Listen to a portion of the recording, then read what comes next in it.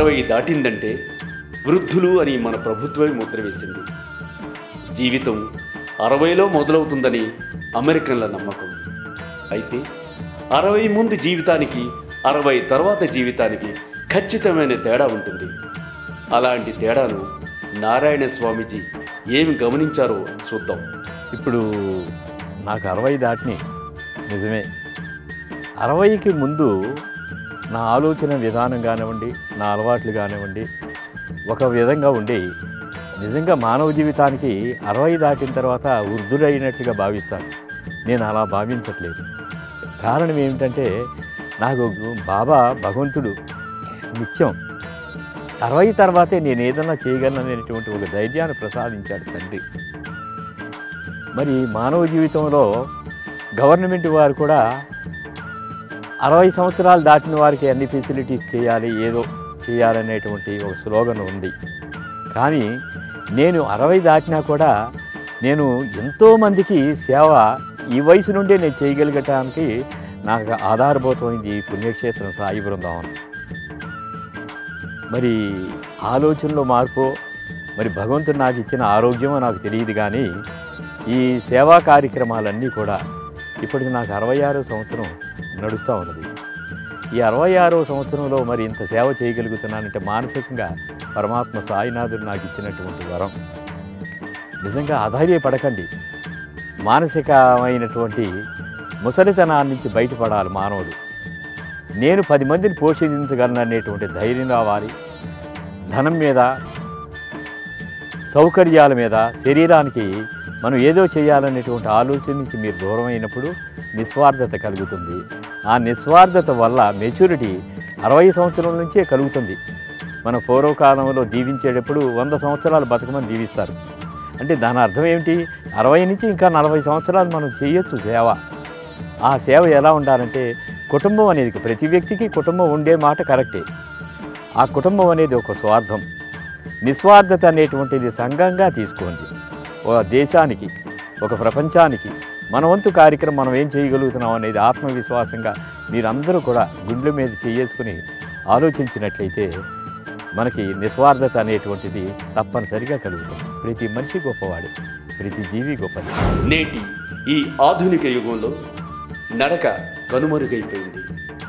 వ్యాయామం కోసం చేసేవారు కొంతమంది ఉన్నా లోక కళ్యాణార్థం 100 కిలోమీటర్ల మేర పాదయాత్ర చేసి దైవానుగ్రహం పొందిన వ్యక్తి నారాయణ స్వామీజీ.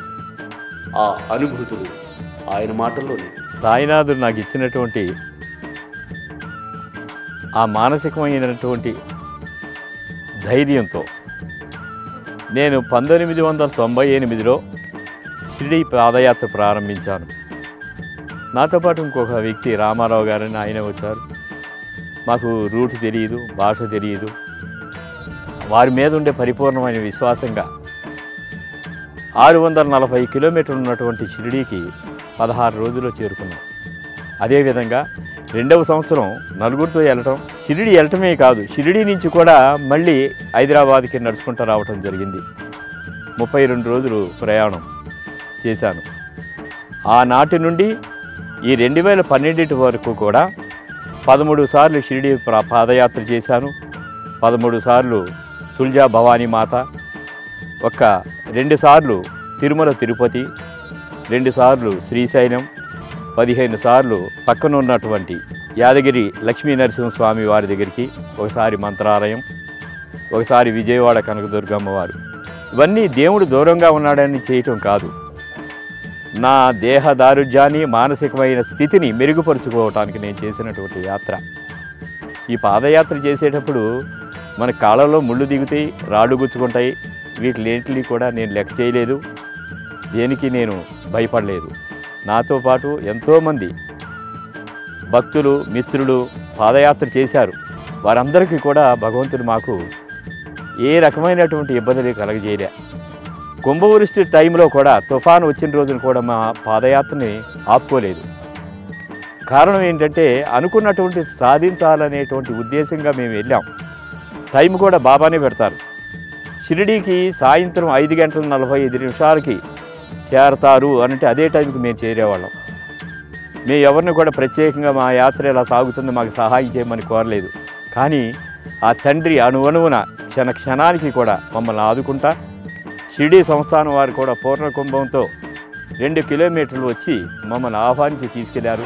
మనం సరైన మార్గంలో పయనించాలంటే సరైన మార్గదర్శిని ఎన్నుకోవాలి. ఈ దేశంలో మనకు ఆదర్శమూర్తులు ఎంతోమంది ఉన్నారు. వారి అడుగుజాడల్లో నడుస్తూ మన జీవితాన్ని సార్థకత చేసుకోవాల్సిన అవసరం ఎంతైనా ఉంది. నారాయణ స్వామీజీ ఎన్నుకున్న దారికి నిర్దేశకులు ఎవరో ఆయన్నే అడిగి తెలుసుకుంటాం. నా బాల్య దశలో నేను చిన్నప్పటి నుంచి కూడా ఆ రోజుల్లో వచ్చినటువంటి సినిమాలు మీరు చూసినట్లయితే ఘంటసాల వెంకటేశ్వరరావు గారు, పి. సుశీలమ్మ గారు, వారి యొక్క అభినయం, వారి యొక్క సాహిత్యం, వారి యొక్క కంఠ మాధుర్యం అవి నాకు చాలా ప్రభావితం చేసింది. అదేవిధంగా నేను చదువుకున్నటువంటి పెద్దబాల శిక్ష, మరి మన పూర్వీకులందరూ కూడా దాన్నే బేస్ చేసుకుని ఉండేవారు. నా అలవాట్ల వల్ల కానివ్వండి, నేను పెరిగినటువంటి వాతావరణం కానివ్వండి, నేను చిన్నప్పుడు స్వామి వివేకానంద, రామకృష్ణ పరమహంస, సోక్రటీస్ వీరి యొక్క జీవితాలను ఎక్కువగా చదివేవాడిని. అయితే వారి యొక్క అనుభవాల్ని ఒక మంచి పని చేయాలంటే చాలా టైం పడుతుంది, ఒక చెడు పని చేయాలంటే క్షణంలో చేయొచ్చు. మరి సోక్రటీసు వారి యొక్క బాహ్య సౌందర్యం కంటే ఆత్మ సౌందర్యం గొప్పది. స్వామి వివేకానంద రామకృష్ణ పరమహంసకి గురువుగా భావించి వారి దగ్గరికి ఎన్నో రకాలైన పరీక్షలు పెట్టి చేరినప్పుడు వారి యొక్క అనుభవం ద్వారా ఒక మెచ్యూరిటీ పొందారు. అలాగే రామకృష్ణ పరమహంస కూడా అమ్మవారిని ఆరాధించేవారు ఒక ధ్యేయంగా. నేను ఇవన్నీ చదువుతూ ఉండేవాడిని, చేసేవాడిని. నాలో తపన ఏదో చెయ్యాలి, నాకు కూడా ఒక వ్యక్తిత్వం కలగాలి, నేను 10 మందిలో ఈ మంచి పని చేశాడని అనిపించుకోవాలని బాల్యంలో అనిపించేది. రాను రాను మరి వయసు పెరిగిన తర్వాత నాకు వివాహం జరిగింది 78లో. తదనంతరం 3 సంతానం కలగటం, వారిని నేను హైదరాబాదులో కష్టపడి చదివించుకోవటం, వారికి నేను ఆస్తిపాస్తులు ఇవ్వలేకపోయిన వ్యక్తిత్వాల్ని నా ప్రవర్తన ద్వారా వారికి కలిగించటం, ఆ విధంగా సంసారం గడిపేటప్పుడు 83లో సాయిబాబా సచ్చరిత్ర చదివి వారు చెప్పినటువంటి సూత్రాలు మనసుకి నాటుకొని, దేవుడనేవాడు ప్రత్యక్షంగా సినిమాల్లోనూ టీవీలో చూపించినట్లు గదలు పట్టుకుని రారు. వారి యొక్క ఉపదేశం, సందేశం నేను మనసుకి హత్తుకొని నేను ప్రయాణం చేసినప్పుడు ఎన్నో ఒడిదుడుకులు సహజ సిద్ధంగా కలుగుతూ ఉంటాయి, తప్పవు. మనిషి నడుచుకుంటూ వెళ్ళేటప్పుడు గాలి దుమారం వల్ల కళ్ళల్లో నలకలు పడవచ్చు, కానీ అలా అని చెప్పి మనం కళ్ళు పూర్తిగా మూసుకోలేము కదా. ఆ నలక పోయే వరకు ప్రయత్నం చేస్తాం, తర్వాత నడక సాగిస్తాం. అలాగే 83లో ప్రారంభమయ్యి నేను ఇవాళకి ఈ స్థితికి రావటానికి నిరంతరంగా సాయినాథుడే నాకు జీవిత ధ్యేయంలో ఆయన కనిపించేటువంటిది. ప్రతి క్షణంలో కూడా వారినే మననం చేసుకుంటున్నా, ప్రతి వ్యక్తిలో కూడా నేను సాయిబాబాని చూస్తున్నా.